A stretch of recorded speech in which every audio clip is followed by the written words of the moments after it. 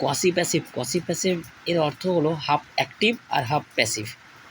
Quasi passive verb যেটা সেটা দুই প্রকার, কমপ্লিমেন্ট বিশিষ্ট, কমপ্লিমেন্ট বিহীন। রাইস সেলস চিপ, এক্ষেত্রে rice subject, sells quasi passive verb and cheap হচ্ছে তার কমপ্লিমেন্ট। সুতরাং প্রথম উদাহরণে কমপ্লিমেন্ট বিশিষ্ট একটা এক্সাম্পল নিয়েছি, আর দ্বিতীয়টাতে কোনো কমপ্লিমেন্ট নেই।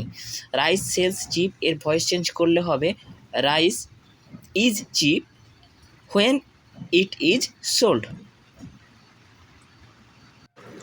সেকেন্ডটাতে দ্য হাউস ইজ বিল্ডিং, এক্ষেত্রে নর্মাল ভয়েস চেঞ্জ হবে the house is being build by someone, by us, সেক্ষেত্রে নর্মাল ভয়েস চেঞ্জ। এখানে দেখো কিছু ফর্মুলা। হানি টেস্ট সুইট, এখানে honey subject, sweet complement and taste quasi passive verb.